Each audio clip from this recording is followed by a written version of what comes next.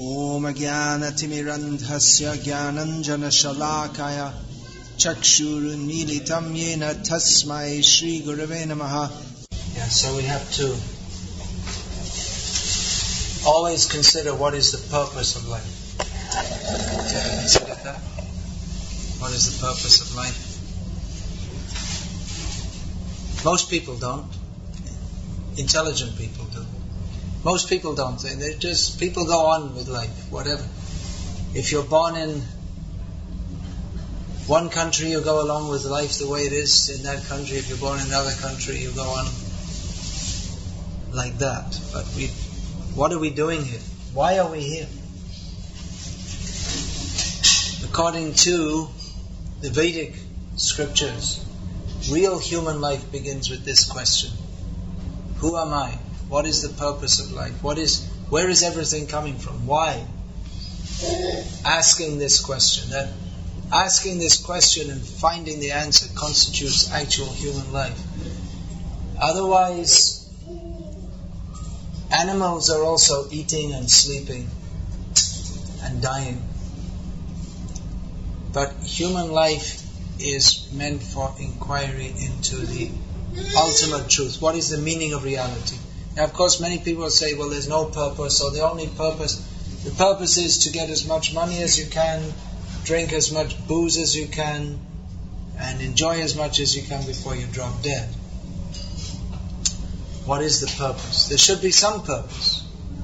The fact that we even have the concept of some purpose suggests there is purpose. We see the whole cosmos is going on in an ordered way. Science means the study of order within the universe. There couldn't be any science if there wasn't order. And order suggests that there's some purpose. People do things everyone does something for some purpose or other. They set up factories to make clothes so that for the purpose that people can wear them, and the factory owner makes a profit. And he makes a profit so that he can build a house and live in it. And he builds the house so that he can be protected from the elements. And the person who builds the house builds it because he wants to make money. And it's all connected. It's all very complex. But everything, even we see the ants and the bees, they're very purposeful living beings. They're not discussing philosophy, but they have purpose. So what is the ultimate purpose? Why is it all going on? This is an intelligent question. But it's such a big question that most people don't even want to think about it. Children think about it. If you go and you can discuss with 7-year-old children about this. It's more difficult to discuss with a 17-year-old than a 7-year-old. What do you think, Parush? By the time you've been through the education system, all your spiritual inclinations are completely crushed and mangled. So, what is the purpose? Naturally we think like that. If a 7-year-old thinks like that, what's it all about? And that naturally leads us to thought of God. And of course in the modern world, among many people, it's unfashionable to think about God or talk about God, and that's also not surprising, because those who purport to represent God, often they're not very good sales reps, it seems like that. But it is intelligent to consider that if there's a purpose, there's someone behind it all, and God means all good, that ultimately there is goodness. And now that may be a very difficult principle to understand when we see so much suffering in the world. But if we think that either there is no purpose, or that somehow the purpose is something perverse, or there is an all-powerful God who's somehow perverse, then we simply become bitter. And what value is there in that? So, Krishna consciousness means to pursue an ideal. That ultimately, there is goodness.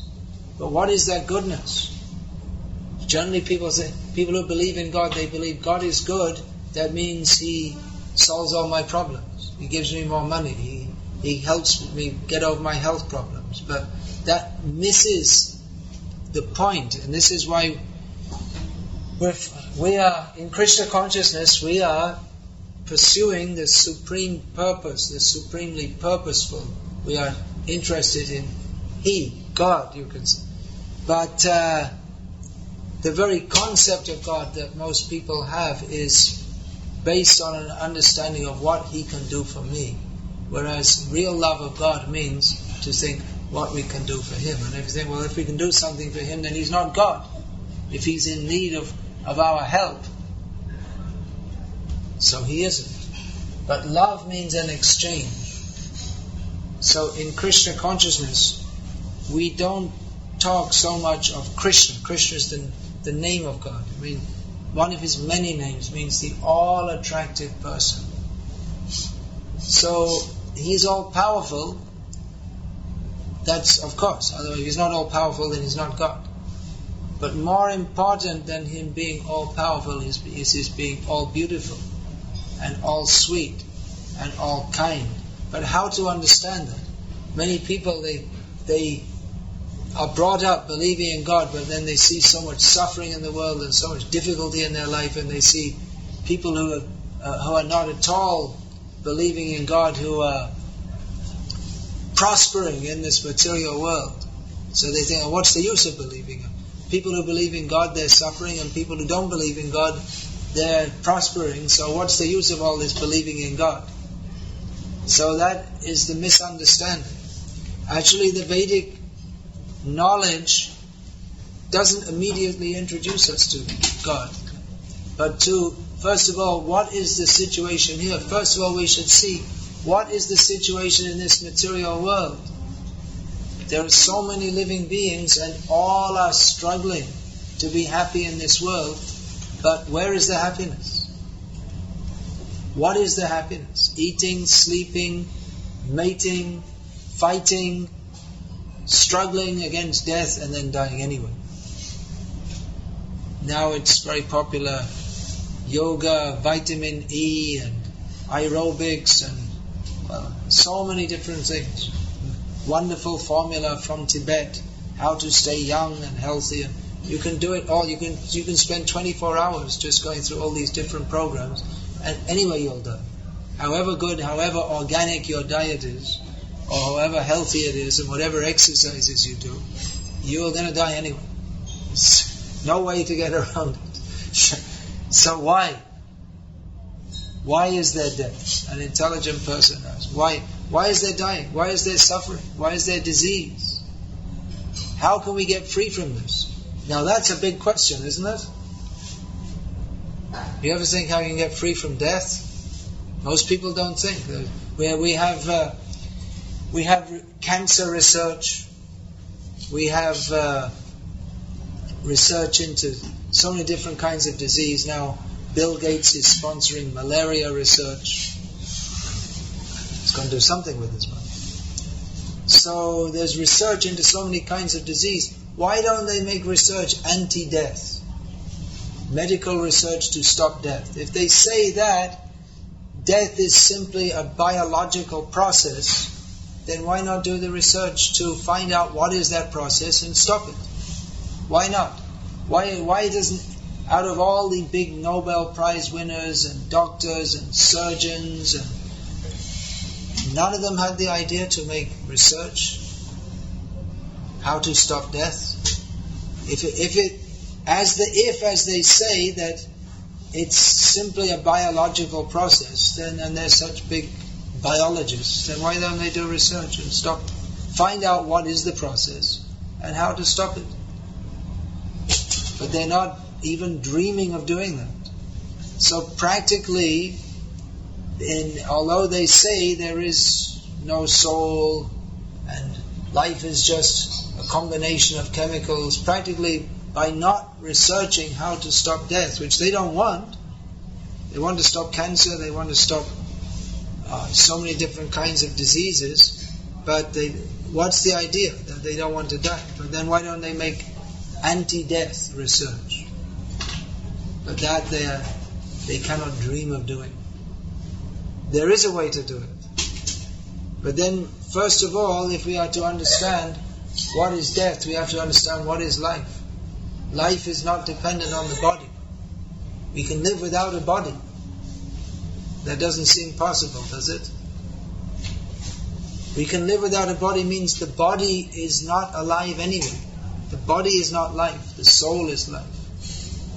So we can live forever, but we are in these bodies because we desire to enjoy them, which is the big mistake. Everyone's trying to enjoy their body. I was just saying, I was sitting on the plane next to a woman who, I mean, she definitely had more years behind her than she had ahead of her. But it didn't look like she had too many years left in that particular body. But nevertheless, she had all these fancy designs on her toenails. So what's the idea? To make the body look very nice. So maybe if you look at the toenail, it looks like nice, but if you look up a bit, it doesn't look so nice. Of course, even at the age of 80, you can go for facelifting, and to make you look 20 years younger, lift it all up and then it all falls down again. Then you can go for another operation, and you can go on like this, but inside it's all rotting away anyway. So it'll all collapse. But the idea that we should enjoy this body, the body should be very nice. Because of this idea that we should enjoy the body, we have to again and again come to different bodies. But when we understand that we are by nature purely spiritual, I'm not this body. Where are you from? Philippines. You're from the Philippines. Yourself? From Sweden. Ireland. What is? Okay. Well, you're not. Temporarily. We're temporarily in different bodies. You're cheering on the Ireland, what is that, soccer team or rugby team or hurley team or whatever it could be. Ireland must be the world hurley champions, right? Because they only play it here. Champions of something. Guinness drinking. So, we're only temporarily here. How old are you? Me? Yeah. 25. 25, okay. Where were you 26 years ago?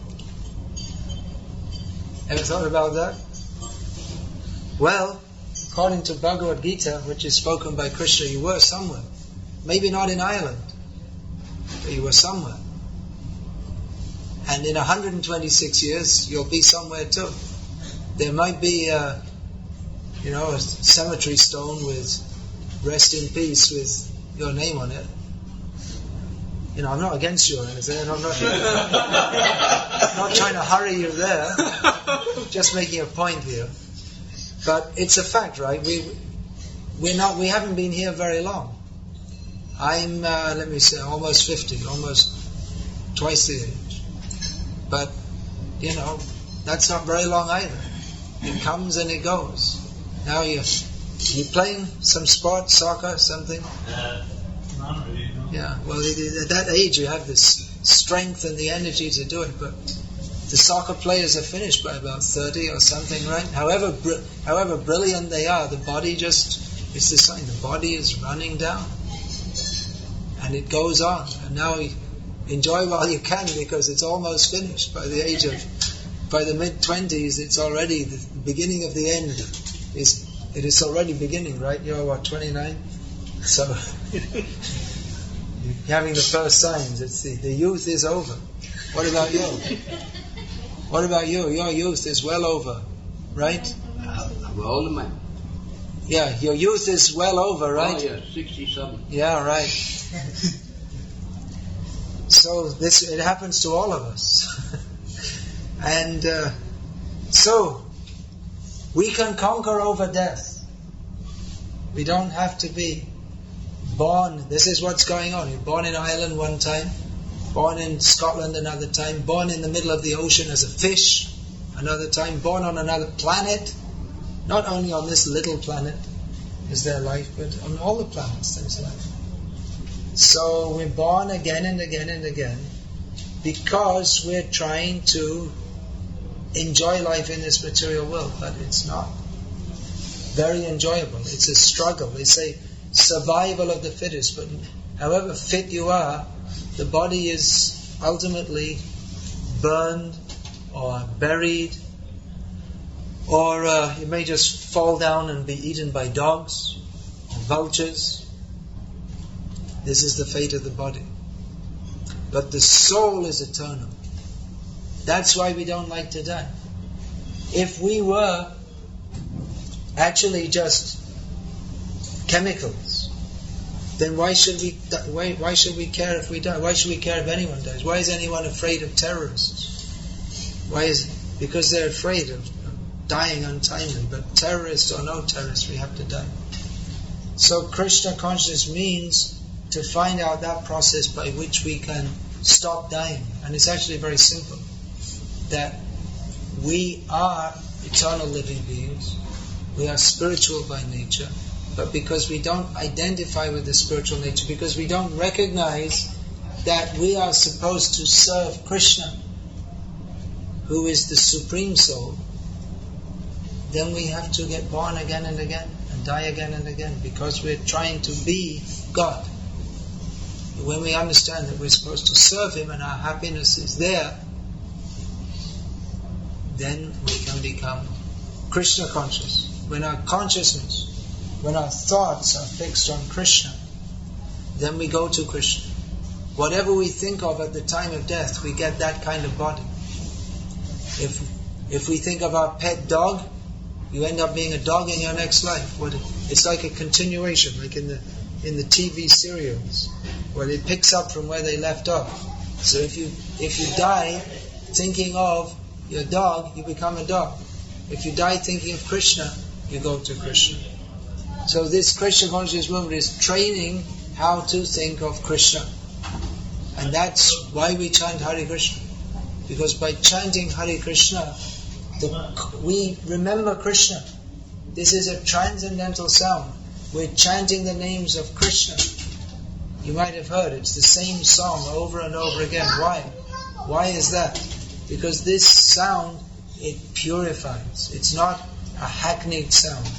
It's not like some pop record that you listen to, you get bored with, and then again you have to sing some other song. But this sound of chanting Hare Krishna is the topmost yoga. It is that which puts us in contact with this supreme reality who is Krishna, who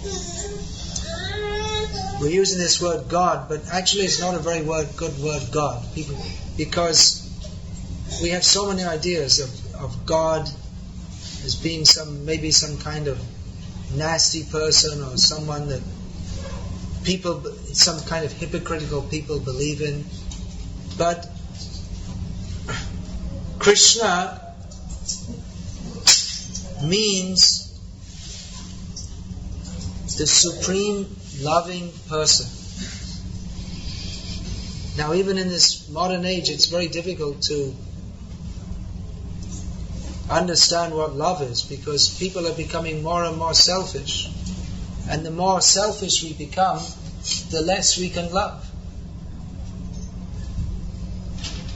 Nowadays, so many people, they don't have any friends. Many people, like in Ireland, that's, young men, they have mates, right? They all have mates. But it's becoming more and more. Everyone's just absorbed in their own work, their own job, and many, just like, I was just in Finland, and you were telling me this one-room apartment, and you're saying that's very normal, because most people, they just live alone. And they spend their whole life like that. They live in a one-room apartment, and there's a tiny little kitchen and a tiny little toilet and bathroom, and that's how they live all their life. They never live with anyone. That's the life. Because they find it more convenient like that. You don't have any relationships with anyone, and then there's no one to let you down. It's a kind of institutionalized hopelessness that we can ever, or it's a kind of national acceptance that there's no hope of any love, even or friendship, very deep friendship, even on the material platform. Friendship, what is the friendship? Just, hello, how are you? It doesn't go much beyond that. But to know Krishna means such a deep relationship. Love, if we're talking about love, mostly what people say love, this word, they think of something very fragile or something very, very flippant, or love, I love you. And that's it. That's it. You kiss and then I love you. And then after some time, I don't love you. I love someone else. But real love means love is forever. There's no love in this material world because there is no forever. You love and then that is broken by time. But real love means that which will never be broken in any circumstance. So Krishna means God, and love of God doesn't mean some kind of pious bribery, that you go to the church or the temple and you give 100 euros donation and you expect that God's going to give me back 10,000. That's I'm good and He'll give me money back. But rather the devotees, they so much love Krishna not for what He can do for them, but just because He is so wonderful, He is so sweet, He is so... Of course, when we say sweet, then we have to hear, what is He doing? We have this here, Krishna book. Who is Krishna? He's a person. What does that mean? He's not just sitting on a big throne, but He's doing things. Here's description of Krishna. Here's the picture of Krishna. Who is this? This is Krishna. You heard that word God? This is Him. But not that idea of some vague light, or someone sitting on a big throne and throwing people into hell. Krishna is very beautiful.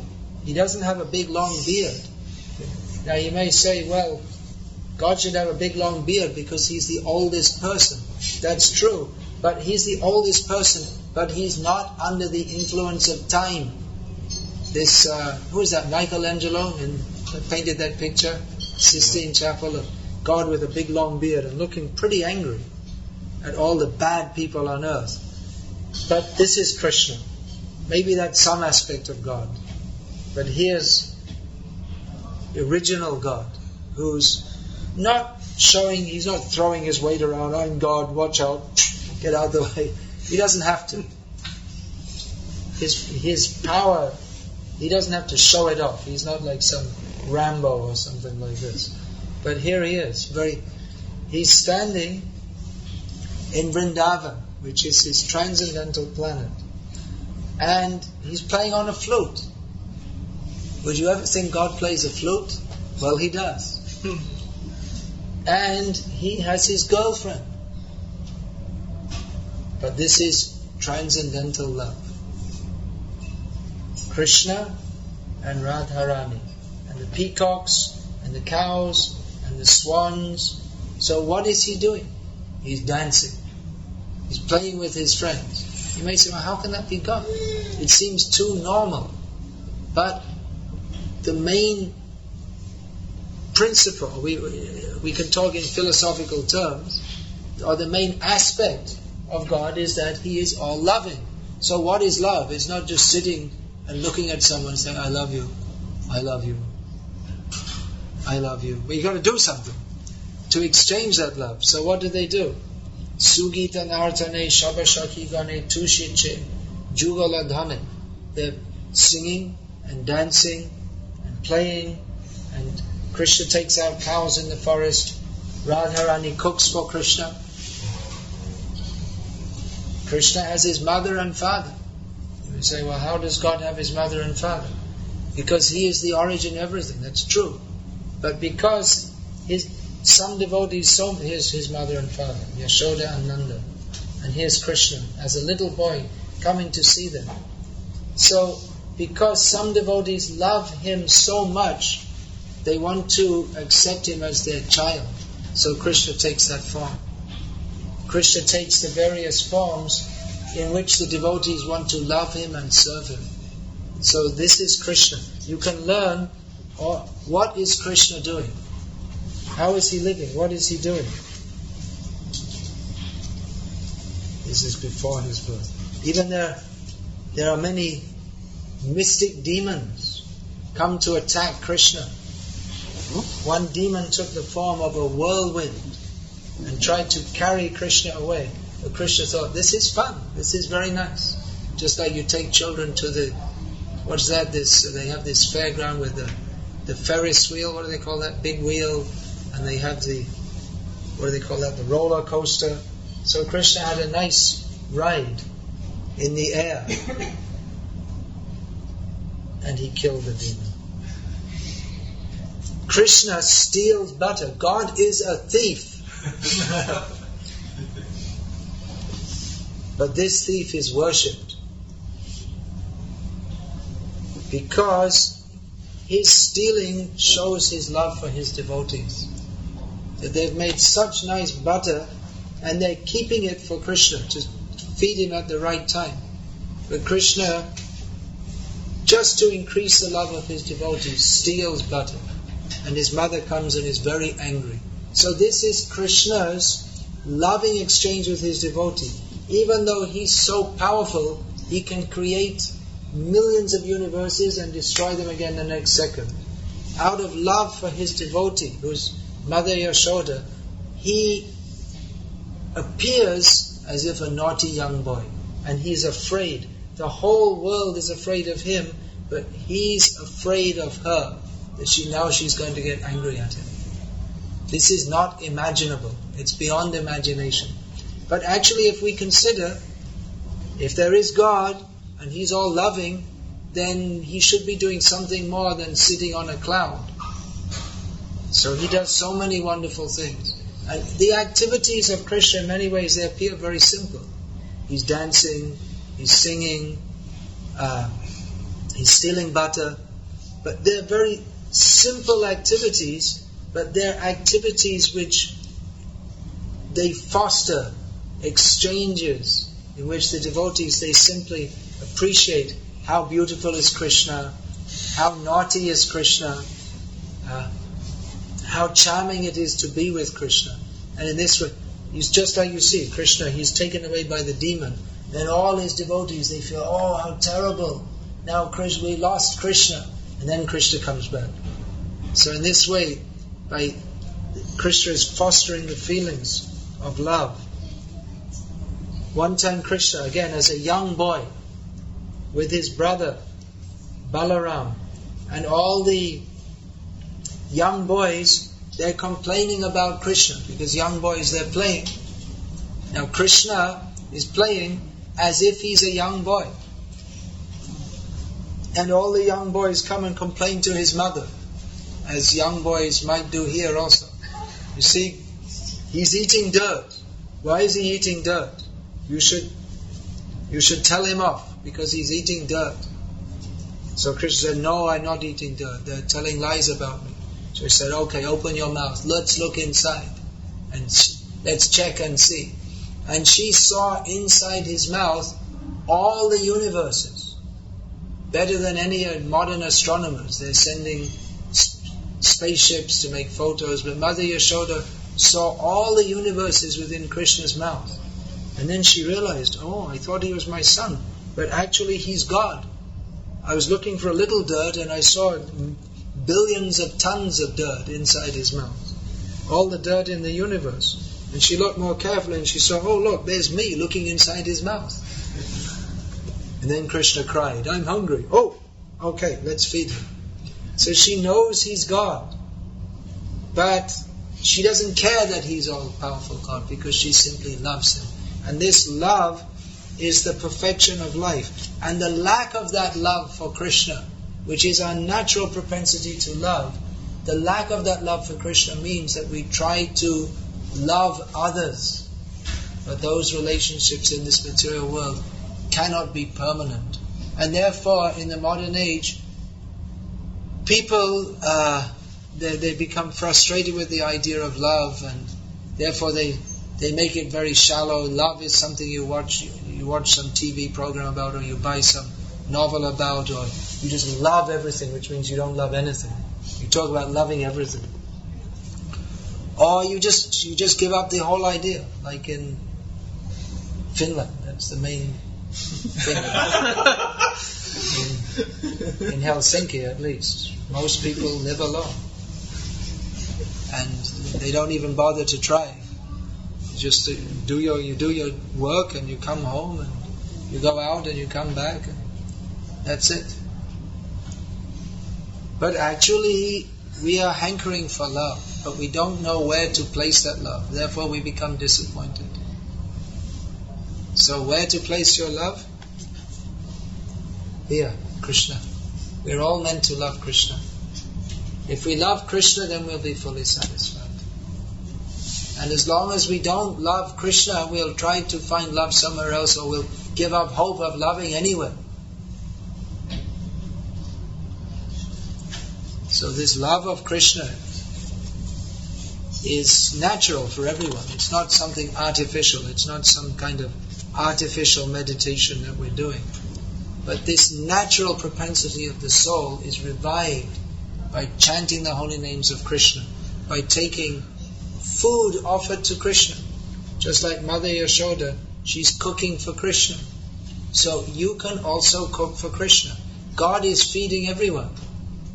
So if we recognize that, that means to be God conscious. But when we think, how can I feed God? That is the beginning of love. We should think, how can we feed? What does He like to eat? You may say, well, how can I feed Him? We can if He wants, out of love. If we offer with love to Him, He will accept it, because He's very kind. We are all parts of Him, and He wants to love us. We simply have to open ourselves to Him. So what is the purpose of life? The purpose of life, everyone is looking for enjoyment. Every living being, give them some prasadam. Every ant, every bug, every human being, every elephant, every dog, cat, every living being is looking for happiness. But we don't know where to find happiness. Therefore we're frustrated.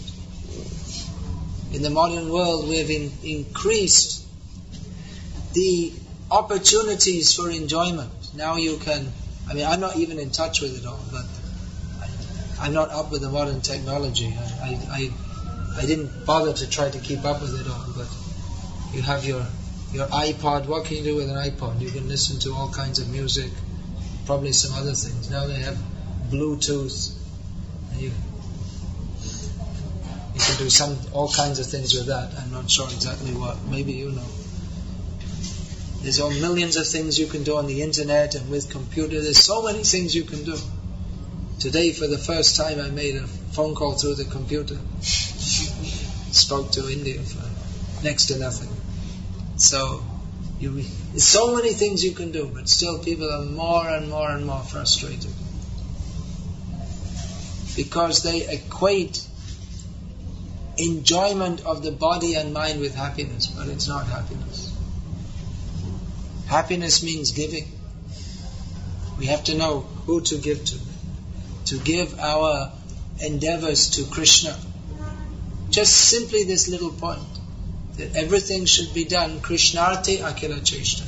Everything should be done for Krishna's happiness. But then we have to understand what makes Him happy. He's a person. What do you like to eat, Manu Prabhu? I know you like Krishna Prasadam, but curd sabji. That means cheese sabji, right? Curd is the... Wait a minute. I'm getting mixed up here. Anyway, you like to eat curd sabji. Alright. That's not my favorite. I have a different one. Why is that? Because you're a different person to me, right? It sounds like a basic principle. Well, God's a person, and He has His individual likes also. Why is He playing on a flute? Why is it? Anyone here plays instruments? What do you play? Guitar. Guitar. What kind of guitar? Latino, Spanish guitar, folk guitar, whatever. So why doesn't Krishna play a guitar? Well, because he likes playing on the flute. You chose to play a guitar, right? Because you're a person, and Krishna's a person. Actually, there's a purpose for that, because it's very good for calling cows also. So he looks after cows. So everyone has their own particular like. So God has also. He's a person. So he's a person and he likes to be with his friends. So we can do things for him, for his pleasure. You like to play on your guitar. You can play your guitar for Krishna's pleasure. And sing the names of Krishna. And he'll like that. He's God, but he's not so stuffy that he's remote from us. Just like you might find some head of state. Who's the, what do they call it, Tisoc or something? Who is it now? What's his name? Still? Yeah. How long has he been in there? Anyway, it doesn't matter. They're kicking out Blair now on the other side of the river. So if you went up to, you tried to say, hey Bertie, I want to play the guitar for you. You couldn't get anywhere near him, right? He's too big and an important guy. But Krishna's much more big and much more important than Bertie. And even long after Bertie's forgotten, Krishna's still going to be God. So, but he's ready to listen. Because he can do that. He's in everyone's heart. And he cares for everyone. And he's not, even though he's the biggest of the big, and he made Bertie, and Bertie will be finished whenever his time's up according to Krishna. So, he's available to all of us also. That's the wonder of God. It's not that he's all powerful, therefore he's just like, controlling us and manipulating us, but rather he's open to us, to what we have to give to him. Of course, we should understand what he likes also. That's a higher level, right? That we find out what he likes and try to do that for him. But he's open to us. We can immediately begin to understand God. That's a very great thing and a very high thing. But because we all have a very natural relationship with him, we can begin immediately. We can offer our food to Krishna. Of course, he doesn't eat meat, so we have to offer vegetarian foods to him. But he'll accept it. He likes that people. He likes if we offer love to him. He's not such a big person that he doesn't notice every single one of us. He becomes very pleased if we offer nice foods to him. In the Philippines, there must be so many nice fruits, vegetables, nice fruit. I've never been there, but I was sometime in Thailand. They have so many nice fruits. Similar climate must be. They have lots of rambutan. They have there mangosteen. Oh, you don't get that here. So you can offer. There's so many nice vegetarian foods you can offer to Krishna. He'll be very happy. So we get pleasure out of eating food. But that pleasure is increased millions of times when we offer that to Krishna and think, oh, we're receiving this as Krishna's mercy. Krishna also likes to eat this. He's eaten this, he's giving this to us. So this propensity to love, this is actually the only way we can be satisfied. We think we'll be satisfied if the Ireland football team wins some game. That's Northern Ireland. Football teams, the supporters were there in Finland on Janmashtami. They were there. They loved our kirtan. We were doing kirtan. There's a bunch of young men from Newry following the Northern Ireland football team. They loved our kirtan. They really liked it.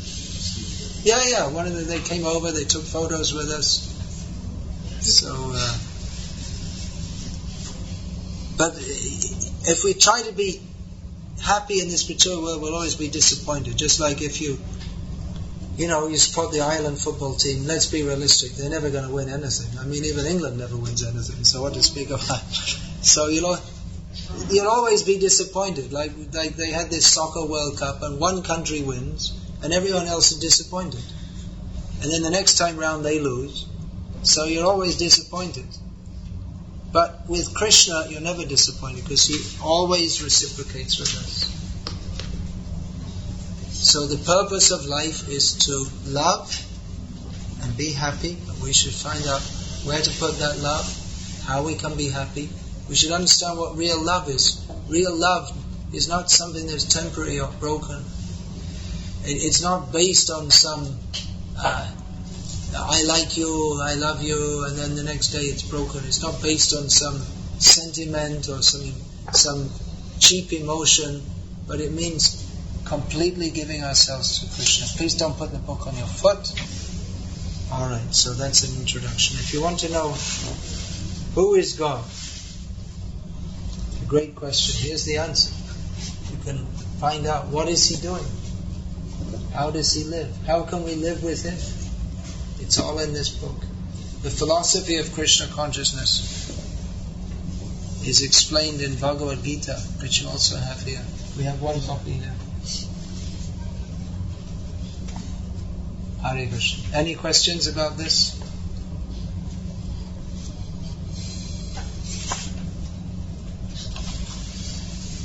Janmashtami, Krishna's birthday.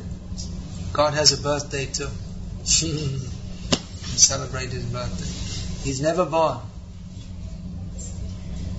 but He has a birthday. He's not born like us. He's eternal. We're also eternal, but we get body after body after body. We think, I am Irish, I am Polish, I am Ukrainian, but we are eternal. We don't belong to this material world. We belong to Krishna. So please remember Krishna by chanting the names of Krishna. There are so many things. Chanting the names of Krishna, offering our food to Krishna, hearing about Krishna, we can read about Krishna. Fill our consciousness with Krishna. Then by thinking of Krishna, we'll go to Krishna. If we don't think of Krishna, we have to think of something mundane, and then we have to be born again. So the process of Krishna consciousness is to fill our consciousness with thoughts of Krishna. Is that the most important thing in life? Is there anything else important in life? You may think it's very important, I have to pay the mortgage, I have to pay this loan and that loan. Well, it's important, but ultimately it's not important. Ultimately, the important thing is to know Krishna. So we should minimize our material activities. But in the modern age, society is set up that life has become so complex.